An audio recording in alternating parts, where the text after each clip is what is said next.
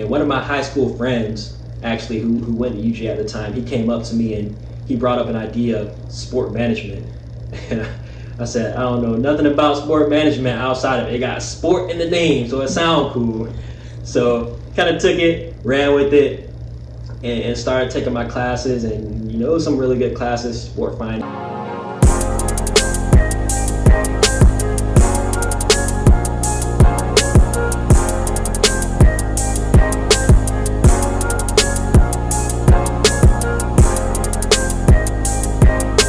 Very first episode of my new podcast called Sketching the Blueprint, where I plan on taking people's blueprint. It could be their story, their advice, and we sketch it out to the audience. We explain it to the audience. I want it all where we all can be students of the game, where I can learn, my guests can learn, and y'all can learn. And today, you don't want to miss out, man. I have a very special guest right here, man. My brother Josh, man. We go a long way, man. Somebody I looked up to since a little kid, man. Just a wealth of knowledge. Since I already know you, Josh, but for the people that don't know you, give them a quick introduction. Yeah, most def. My name is Josh Isom, as Caleb said, and of course I'm Caleb's brother. And we're both from Valdosta, Georgia. I currently live in Knoxville, Tennessee, where I work for the University of Tennessee's athletic department as business manager. And I think this is my first time doing one of these podcasts, so super excited, looking forward to getting after it and chopping it up, answering some questions, and having some fun. Let's do it. Okay, man. First podcast, man. I'm excited, man. For you, a business manager, man, that is magnificent, man. So I noticed growing up, you always played basketball, right? Basketball. AAU, college, IM basketball, just basketball, right? And I always wondered, like, you could, like, still to this day, you could play basketball overseas because you're still young. Why did you choose to work in sports, though? I wish I could play overseas. That's a good one. But yeah, for sure. Like you said, I grew up in a basketball community, sports family, sports community. We're in Valdosta, Georgia. And what is it? Titletown, USA.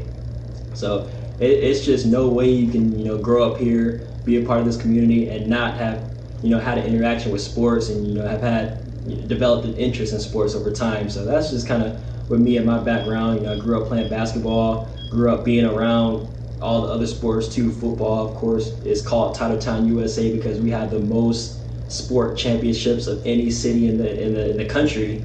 Fun fact. So shout out to the 229 and shout out to the entire community for really just instilling that passion into me. So it really just comes down to the city, my family, and just all my friends, enjoying and having a passion for sports. Oh yeah, man. Like you said, it's 229, man. We did Titletown. 229 takeover. Yeah, everybody's just big on sports here. So that what's up, man. So as you know, this podcast is called Sketching the Blueprint, where we take people's blueprint. You know what a blueprint is? A blueprint is a ground foundation what construction workers use, and it shows you what the journey is going to be from point A to point B. So I want to know, what is your blueprint from high school to where you're at now as business manager? Like what it took, like all that. I want to know your story. Oh yeah, for sure. I guess the quick one word reply to that, as to what it took for me to get from point A to point, I would say probably what is this, point H. The quick one word Spark Notes answer, hard work. But the longer answer, and I just kind of go through my path in each individual stop, is really just developing and honing in on those skill sets at each level, mastering them, and then just getting myself ready and seeing what it takes to get to that next level and just preparing myself.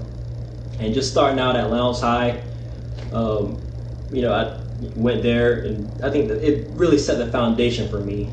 My main goal there was to get really good grades, put myself in a position to where no matter what I wanted to do, what career path I had, the grades were there, and all I had to do was choose it and go after it. I don't want to have to play catch up and get myself in a position where my grades weren't there, so I gotta do something else. I wanted to put myself in a position where I choose what I want to do. And so I graduated from Lowndes, took a lot of AP classes and I guess the biggest takeaway from that for all the viewers out there is challenge yourself. Don't just do the status quo. Don't just do the bare minimum. Don't just get your C. They say C's get degrees. Don't just get your C and be out. Really push yourself beyond your limits. Push yourself outside of your comfort zone. That's something I did at Lowndes High. Had a really good curriculum. Took a lot of classes, AP classes from, AP European history, AP, U.S. history, AP Spanish, so on and so forth. And that really just set the foundation for, just for striving for greatness. So I graduated there. Did my very first year at Valdosta State University. Really great university, really great institution. Learned a lot there. Had really good professors. And I think the thing there for me is I just didn't know what I wanted to do. So I was bouncing around from major to major, business management, accounting, finance, and again, got really good grades, really focused in on that. That's the foundation for whatever you want to do. If you're a basketball player, you're a doctor, nurse, lawyer, get those good grades.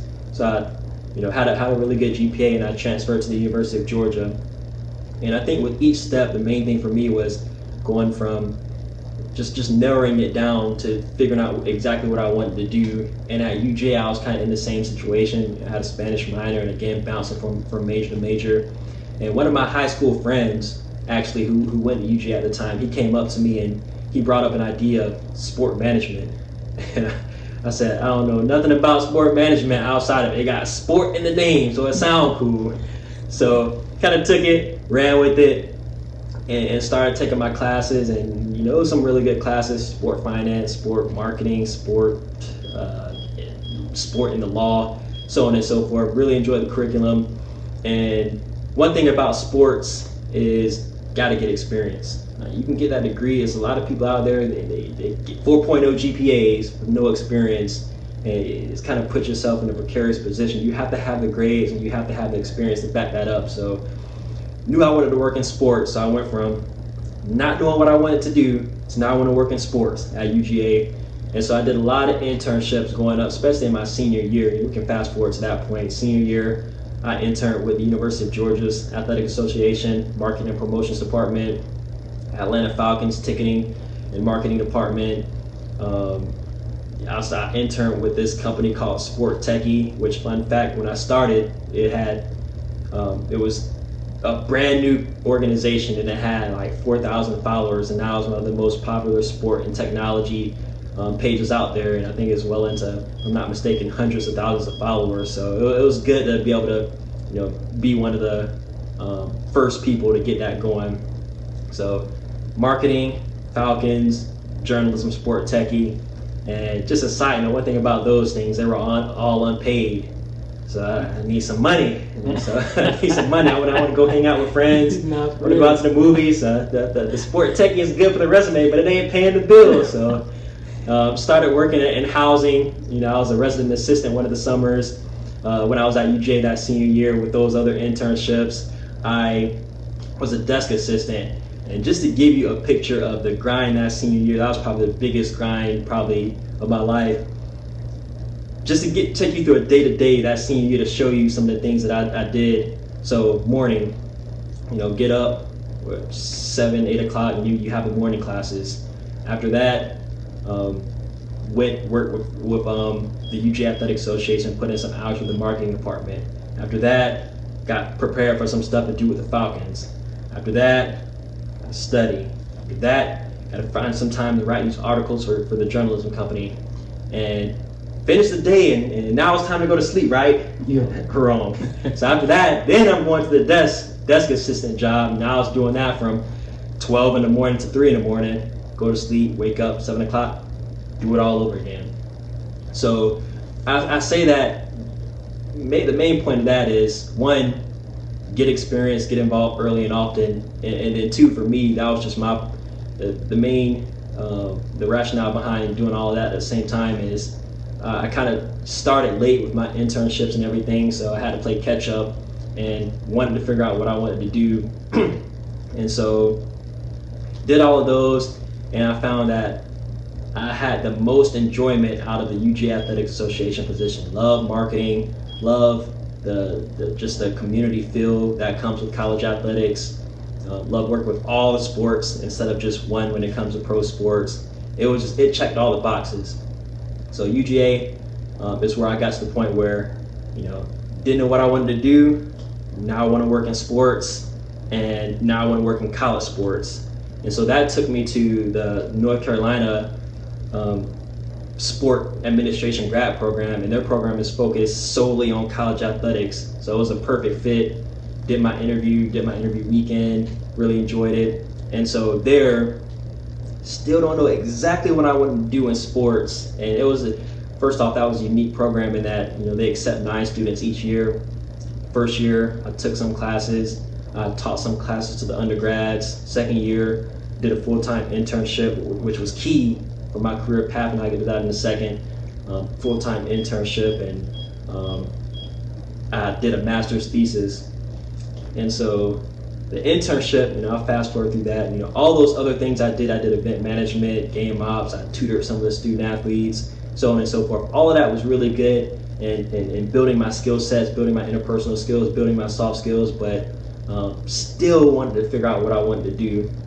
So I got to that second year, did an internship, and I ended up doing it with the business office. I worked under Martina Ballin in North Carolina. Really enjoyed it. It was a good time. Had a blast. And I really, throughout the course of that year, I really determined that to be my niche. And that's when, know what I want to do, college athletics, business office. Then from that point forward, it was just time to take off. And so I graduated there, got my first job at Colorado. Man, Colorado's out there. I know y'all, the viewers out there, you're like, North Carolina, Georgia, Colorado? What are you doing in Colorado? So the main thing behind that is, from Georgia, Valdosta, Georgia, went to UGA, went to North Carolina, big East Coast guy, Southeast guy, so just wanted to switch it up and see another side of the country. Got out to Colorado, was really applying to schools in the Pac-12. Job opened up around graduation, and did my in-person interview. Colorado is a beautiful, beautiful city. Boulder and Denver too. Denver's 30 minutes away. The whole greater Denver area was a great fit. Enjoyed my in-person interview, and just started. And I did 4 years there. Over the course of those 4 years, gradually progressed and took on more and more responsibilities. Got to a point my senior year, or not senior year, my 4th year, where I had taken on as much responsibility as I could, and it was time for me to move up and take on a greater role. And just internally, it wasn't any room for advancement. People were there, people weren't going anywhere. So to move up, I had to move out, and that brought me to Tennessee, where I'm at currently. 1 year in, first time middle manager, first time supervising staff, first time gaining more high level responsibilities, and just learning and growing every day. Not that was a little bit of a long-winded answer, but over the course of that, of each of those stops, the main thing was one, being disciplined, being focused, keeping your eye on the prize, and just having a good work ethic and staying, like I said, staying focused and being process driven. We always look at, hey, I want to be general manager, I want to be athletic director, I want to be this. Don't focus on the end destination. Focus on the preparation. Be process driven. I think that's what's helped me, get to where I'm at right now. So again, long-winded answer, but we got there. Oh yeah, man, that was outstanding, man. That was a journey, man. I learned a lot from that. Working hard, be process driven, keep your eye on the prize, man.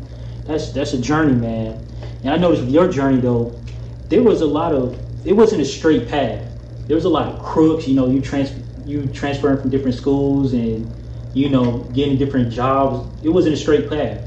So I want to know, what was your biggest failure and what did you learn from it? Because I know you've been through a lot, That's a good question. And I'll first start off by saying I appreciate you asking that, because that's one of those questions people shy away from. And when you think about all the greats, everybody, Michael Jordan, LeBron James, people in the industry, whatever industry you're in, everybody that's reached their goal has had some form of failures or obstacles along the way. So I think just as a form of self-reflection, it's good to think about that, just to know where you've come from, what it took to get there, and then also, just have that self-awareness to know your weaknesses and be able to strengthen your weaknesses, and also obviously enhance your strengths.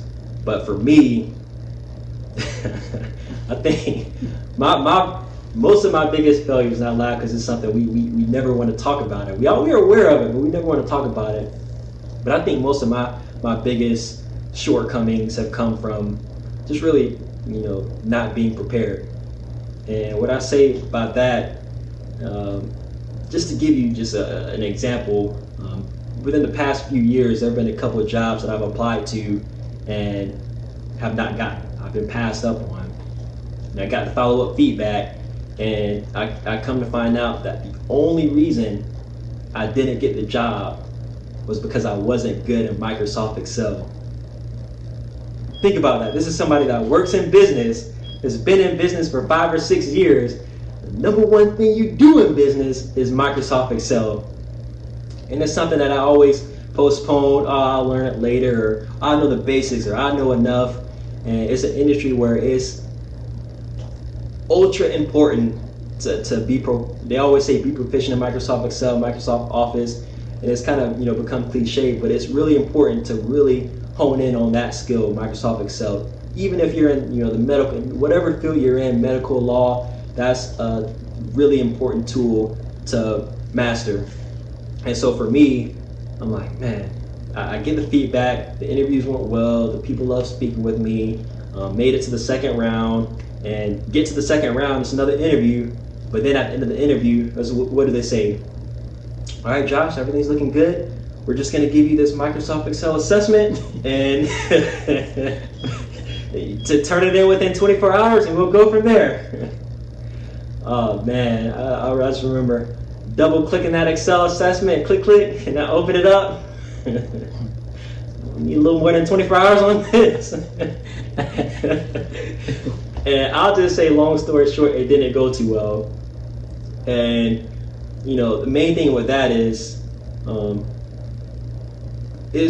one thing to not have the soft skills, to not be a personable person, not have manners.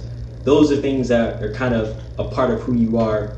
But if there's ever a skill set like Microsoft Excel, Microsoft Office, a system that you're using, you can learn that. It's not rocket science. You can learn that. And so for me, I just said, what do I do from here? And I put in an action plan where after work, for every day for 30 minutes, I don't want to do 5 or 6 hours, or, do all day, type things. It's kind of like working out. When you're working out for the first time, you don't go to the gym for 4 or 5 hours. You start out light and you build up. And so I just took that approach with Microsoft Excel. I put in 30 minutes, started watching videos, rewatched the videos, downloaded documents, and took what I learned from those videos and put them into practice, and really just start chopping wood. I just kept chopping wood, and over time, 30 minutes turned into 2 hours, turned into 15 hours, and it turned into 20, so on and so forth. And I'll say right now, I'm not everybody out there is watching. I'm not saying I'm an Excel expert by any means, but I am saying if I were to be given those same Excel assessments right now, I'm confident I'll knock them out of the park. And it just comes from preparation. You got to put in the time. They always say failure to prepare is preparing to fail. You got to put in the time, and that's just something that I did, and it worked wonders. And so that's just something, if you're out there, there's something you're struggling on, there's something you need to be learning for your industry, don't procrastinate. Put in, even if it's just 15 minutes. What is 15 minutes time? 4 days at 15 minutes, what is that? An hour. That's a lot of time. So just keep chopping wood, figure out your weaknesses, enhance those, lock in on your strengths too. And again, just keep chopping wood, and be process. Like I said earlier, be process driven. So whatever you're doing, always keep that in mind. Always know, everybody makes mistakes. Everybody, has their shortcomings. Everybody has their failures. Caleb, you probably know different. Oh yeah, plenty of failures. So yeah, just tackle it head on. Yeah, I had plenty of failures myself, but like Josh said, you can't shy away from them, man. You have to attack them. And I appreciate you letting us know your failures, because so many people nowadays, they shy away from them and only show the positive things. You know what I mean? Yeah. Okay, so let's get off the subject real quick, off sports real quick. I just want to ask you this question. if you had to have any superpowers, what would you pick and why?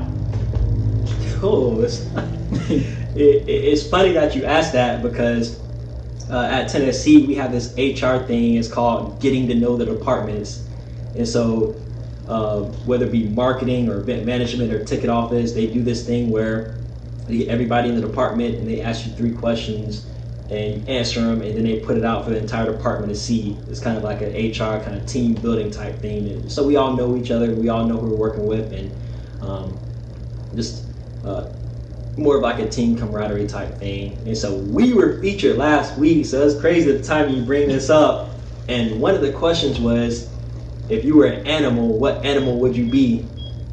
I'm like, what kind of questions are these? And so I went with a bird, and I'll just say, I mean, flying is a superpower I've always wanted. Okay. So I'm gonna fly high in the sky. Oh. And that's crazy because everybody I ask that question to always says fly.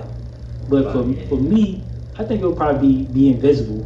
Because that's number 2, yeah. Yeah, because nobody will notice you. You can be anywhere. Yeah. Oh, that was now if you could fly and be invisible. Oh man. It's over with. It's over with. Man. Yo man. Okay, so now we at the meat and potatoes of the podcast. Now we at what everybody's looking forward to. We looked at the blueprint. We done with the blueprint now. Now it's time to build. Yeah. Okay?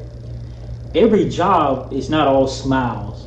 Yeah. Every job is not all cheesy and just nice. Everybody go through trials and tribulations.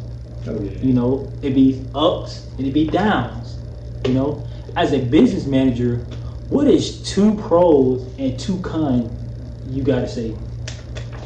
Oh yeah, most first off, the job is fun. I'll say that. Just the overall answer, the job is fun.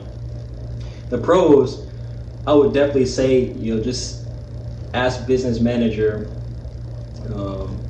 I'm the point person for everybody in the department. So I interact with everybody internally, from coaches, admins, staff. We have a treasurer's office on campus. We have a system level type thing internally. And then externally, from vendors and suppliers to just a bunch of different miscellaneous random type stakeholders out there. I'm the point person that I interact with everybody pretty much on a daily basis. So it's good to get that, just become familiar with everybody in the department. I know some people are kind of siloed in their certain areas and they see their department and they don't see anybody else. But it's good to just see everybody, know everybody, get to know everybody, and be able to just be a resource for everybody in the athletic department.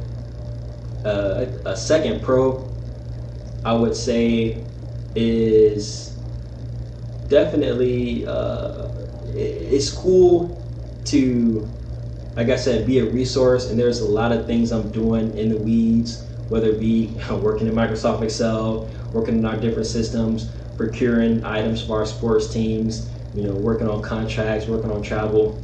I think a lot of things that I do, most things that I do, I see them, on the field, on the field of competition. So, navigating a contract with security, you see the security guards, on the football field, working with, Nike on apparel, type things. You see the jerseys, and you see all the different, you see the blackout jerseys, you see all the swagged out jerseys, and it's a lot of different things you're involved in. The travel, working on, charter contracts. So, our basketball team and all our different sport programs can get to where they want to get in fashion and, privately, not having to, worry about going to the airport and doing all of that. So everything you do, you can see the effects, you can see the concrete outcome of the work that you put in. So it's good to know that you're making, you're making a difference and you see that. So those are 2 things, that are fun. Obviously, another pro is no 2 days are the same. One day you might be doing you might be doing some monotonous Excel heavy processing type things. Another day you might be sitting in meetings. Another day you might be having more heavy on the phone calls. So no 2 days are the same. You wake up, you go in, and you don't know what to expect some days. Some days you think it's going to be a smooth day, and then things just come out of nowhere. And some things you think it's going to be pretty hectic, like you're bracing for it, and then it turns out super easy day. So you just never know, and that's what makes it fun. Cons, I definitely wouldn't, call anything a con. I would more so substitute challenge for it. Just the fact that you work on so many different types of projects at the same time. You have your day-to-day type things you have to get done. You have miscellaneous projects you have to get done, short-term, medium-term, long-run type things. And you have, the customer service component of it, where you're taking a lot of phone calls and, responding to emails. You might have a situation where you have 4 hours left in the day, and at that time you have 4 hours left of work left, and then you get something extra on your plate, and you get something extra. So it's hectic. I don't want to say hectic. It's fast paced. It's intense, and it's never a dull moment, which I would say is a challenge sometimes. I definitely want to call it a con. Sometimes you would call it a pro, because you just, like I said, it's not boring. So you're going to have an action-packed day, and I would just say just the sheer volume of working with a lot of things at any given time, it presents a challenge. Okay, man. So it's a hectic, but you can get the job done. There's a lot going on. You got to be on the edge of your seat, basically. You can't be too relaxed. Yeah. Okay. So whenever somebody explains a job, I'm always trying to envision it in my head. Like, what are they doing time they get to work, or what they doing at 11 o'clock? Can you please tell us what it's like on a day-to-day basis as a business manager? Like, what do you do, like, from 8 o'clock, 10 o'clock, you know what I mean? Like a day-to-day on a day-to-day basis. Yeah, most def. And I kind of briefly touched on this in the last question, but just to kind of give you an overview, a broad overview. I don't want to get too technical, because it does get kind of complex at times, but it's easiest to break it up into 3 different categories, my job. So one, there's a day-to-day component. Every day you're going to have to do this. You just have to get it done. Approving things, per diem for travel related type things. People are traveling all the time. HR type, additional pays, new hires, invoices, expense reports. These are things you just have to do every day. It varies in times too, but you just know it's a given. Number 2 is projects, and those vary. You can have a few projects at one time. You can have a bunch of small projects at one time. You can have a few big projects at one time. But those are things that there's not really a daily deadline. Maybe you want to get something done by the end of the fiscal year. Maybe you want to get something done, on a monthly basis. I know, like, one random project I'm working on is we're going to have our all staff meeting in the middle of August. So just putting together that PowerPoint, getting ready to give that presentation to everybody in the department. I count that as a project. But a project is, for me, essentially anything that you don't have to do on a day-to-day basis, but it's a responsibility and has to get done. So you have to, kind of track where you're at on each individual project. That's more, testing your organization, skills and abilities. So, you have your day-to-day, you have your projects, and then third, and this one, sometimes it can be pretty easy. Sometimes it could be a big workload for that particular day. Third is the customer service component. And I group anything from phone calls to emails to people randomly coming into your office to you're in the gym getting your lunch workout in and somebody stopping you in between sets and saying, Josh, let me ask you this question real quick. Those are anything that either you're answering a question. Sometimes it can be a quick 15-second answer. Sometimes it'll take 5, 10, 15 minutes to think through. Sometimes you're given a problem that you have to troubleshoot, and you have to just put your problem solving skills on display. A lot of critical thinking type things, and those are things that you can get 3 phone calls in a day. You can get 15 phone calls in a day. You can get 5 emails in a day. You can get 50. You just never know what you're going to get with that, but it's a given. You have to do that every day. So the only given that you know pretty much what to expect is the day-to-day type responsibilities. Projects can vary at any given time of month, week, or year. Customer service, and usually customer service that I say it could be 5 phone calls. Usually that's a big part of the job, because you're getting a lot of phone calls from coaches, from staff, from ops, director of ops, businesses, and you get some people, I think they come in the staff directory and they see, business managers, and they ask any questions that don't even relate to me. But whatever it is, I do my best to get them a good answer. Give them the information they need, solve the problem if that's the case, and if it's something that doesn't relate to me in any way, form, or fashion, to direct them to the right, recipient.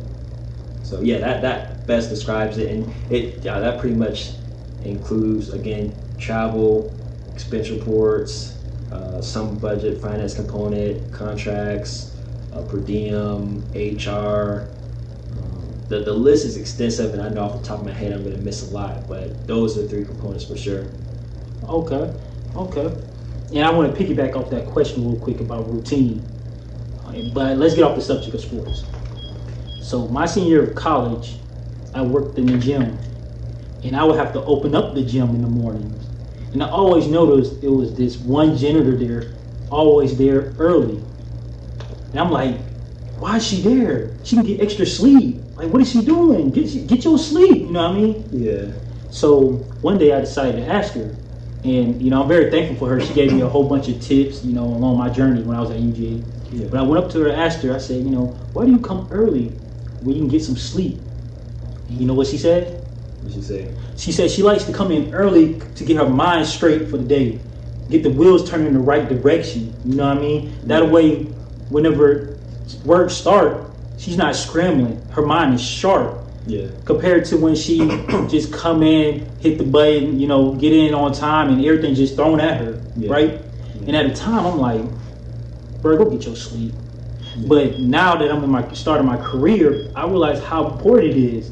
When I come in early, I notice how the wheels is turning into the right direction, and I'm as sharp as possible compared to when I'm coming in right on the dot and everything's being thrown at me. So my question to you is, it doesn't have to be coming in early. It can be, meditating. It could be watching TV. What is your morning routine, or what do you do to get, in the right direction? And also, what is your nighttime routine? Yeah, I think for me, both of my morning and evening routine is nothing too off the wall, too out of the ordinary.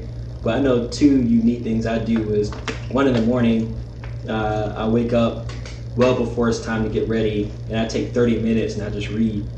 And I read, first thing, of course, I read the daily verse of the day, read, the rest of it for context, just kind of self-reflect on that. And depending on how much time I have left, I read professional development type things, read things, industry related, D1 ticker, sports business journal, just kind of get caught up on everything that's going on. And that's something that it just gets your mind right for the day. It gets you ready to roll. And it's something that I think is important. You got to have some kind of morning routine, because when you wake up, first off, if you're not a morning person, it's going to be hard to not hit that snooze button. So you need something that's going to get you up in that 30 minutes before, it gets your mind right, it gets you sharp, then it gets you ready to roll, to take a shower, get dressed, and get ready for the day. And that's, I think for me, that's really big in setting the tone. And then in the evenings, kind of similar, I take 30 minutes in the evenings, and kind of similar to what I mentioned earlier on that one, Microsoft Excel question, where I took 30 minutes each day to focus on Microsoft Excel. I like to take 30 minutes for some kind of professional development type thing, whether it be, sometimes I do want to fine tune some things in Excel. Other times it might just be reading a book for 30 minutes. Other times it might be, listening to a podcast, or again, watching or reading or listening to something industry related. But I think that hour of the day, the 30 minutes in the morning and 30 minutes in the evening, it's really the law of accumulation. Over time, that 30 minutes an hour, it turns into 5 hours, turns into 10 hours. And I know one of the things, I think with Kobe, he said he used to wake up at 3 in the morning, and he used to wake up at 3 in the morning to get an extra practice in before everybody else. So over the course of 5, 10, 15 years down the road, they're way behind and they can't catch up. Now, I ain't waking up at 3 in the morning now, but the principle still stands. I like the principle of it, where you take those extra steps. You get up earlier, you do more than the competition, and over time it pays off for sure. Okay. Oh yeah, like you said, that 30 minutes an hour could be a snowballing effect, and you getting better and better while your counterparts is getting, while they not, getting better. So I think that's important just to, take some time out to get your mind right. Whether it's in the morning or at night, 5, 10, 30 minutes. Just do something. Oh yeah. Okay, so I noticed in every industry there's always some myths, like for instance, construction workers, they think people that work inside got it easy because they in air conditioning and on the computer, right? Yeah. But sometimes these desk jobs, computer jobs, can be just as bad or worse than these outside jobs. So I want to know, what are some common myths in the sports industry, and just tell me, what do you think about it? Yeah, I think I touched on this briefly earlier, and it's been like this for some years, where people think that, you come in, you get the degree, and you're ready to roll and start the job, and that's just not the case. That's far from the case. Experience is important, and there are a ton of people. I get a lot of DMs on LinkedIn, a lot of text messages. Hey, can you speak to my friend? Can you speak to my son? He's interested in doing this in sports. She wants to do this in sports, and I take the calls. And a lot of people, they say, "Got my sport management degree. What do I do next?" And then when I ask about experience, it's not there. It's ultra important. If you don't have experience, you pretty much move yourself to the bottom of the list. Now, what I said earlier about school and getting the grades, that's important, especially if it's something where you want to get a secondary degree, because they look at your grades, they look at your standardized tests, and they look at your experience. But as far as the job goes, employers want somebody that's proven, and they want somebody that can get the job done and that has a track record of that. And so, with that being said, get involved early and often, do internships, even if it's just shadowing. Even if it's something small you can put on your resume, or if it's something you can talk about in an interview, do something and do it early, and just stay involved and do more than the bare minimum, for sure. Okay. That was really good, man. So my last thing is, I want my podcast to be giving back. And I want to help out people. Yeah. And you touch so much in this podcast, man, so much. I don't want it to sound redundant, because you done touch so much good things. But it's the end of the podcast, man. If you got anything you can give, any advice, anything extra, man, I know you don't said so much, but you want give us a bullet list or whatever, or you got the floor. Yeah, just want to elaborate on that last question about just getting experience and getting involved early and often. Do whatever you can. I always say my rule of thumb is your first year of college, of undergrad, the first year, focus on the books, focus on the grades. You want to make sure you set your GPA up high to where you're just cruising the rest of the way, and that you want to make sure you're never playing catch up on the grade side. But somewhere after that, sophomore year and on, get involved, shadow, do internships, do informational interviews where you call and you ask people that have been there and done that about their experiences. Do that as much as you can. Like I mentioned earlier, be process driven. Don't focus on the goal, don't focus on the destination. It's good to have big goals and set those goals early on, whether it be AD, sports agent, media, so on and so forth. Set those goals early on, but really focus on the preparation. Focus on what you can do 15 to 20 to 30 minutes every day in your free time. Invest in yourself and invest in your future. Do a training.